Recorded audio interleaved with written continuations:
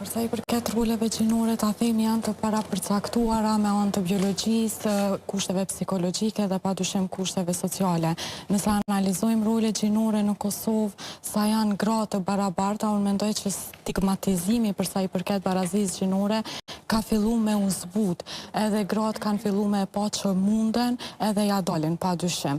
Kjo ka ndodhur për shkak të nevojës, nuk është na që mendojmë që ka pas kontribute të jashtme. Jo, është jeta dinamike, është shtu nevoja, edhe gratë kanë fillu me u vetëdisu përsa i përket punësimit, përsa i përket zhvillimit edukativ arsimor, nuk mund të krahasohen, për shembull, mundemi me vrejt diferenca në dekadat e fundit që ka avancime.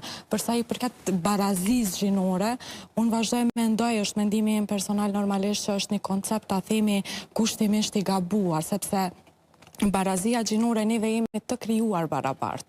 Do më thënë se cili rol, qofti gruas, i burrit, i djalit ose i vajzës, është i pak kontestueshëm edhe të dy rolet janë të nevojshme.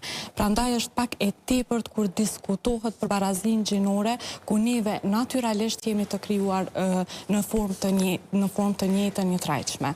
Është e rëndësishme të analizojmë diçka që është shumë specifike dhe unë e shoh që nuk përmendet, për shembull, në shoqëritë shumë të zhvilluara, të cilat neve përpiqemi të imitojmë ato ndoshta në formën e gabuar, nuk ka shumë lëvizje feministe ose shoqata të ndryshme që i mbrojnë të drejtat e grave ose të drejtat e burrave. Pse ndodh kjo?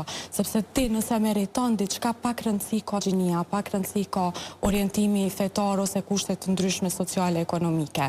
Nëse e meriton një vend të punës, duhet me e pas vendin e punës. Nëse nuk e meriton, nuk e merr. Domethënë pa dallim gjinie. Kjo te na nuk ndodh. Pavarësisht zbutjes së stigmatizimit, vazhdon me pas paragjykime të tilla përsa i përket profesioneve të ndryshme, sepse automatikisht klasifikohen me role gjinore. Roven, pajtohesh?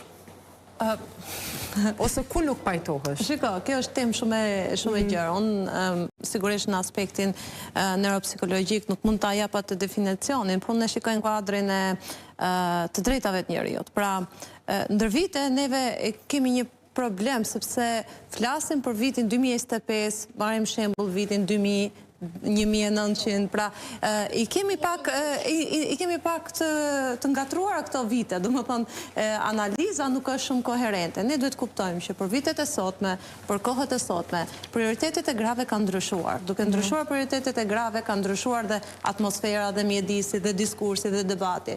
Nëse për një vajzë të sotme të vitin 2025, çfarë është prioritet? Mund të jetë prioritet arsimimi i saj, mund të jetë prioritet karriera e saj, mund të jetë prioritet në të njëjtën kohë dhe krijimi i familjes. Ndërkohë, një vajzë, le ta themi e moshës 25 vjeçare, para 20 viteve ka patur tjera prioritete. Prandaj duhet të shikojmë kontekstin lokal, vendin, kohën,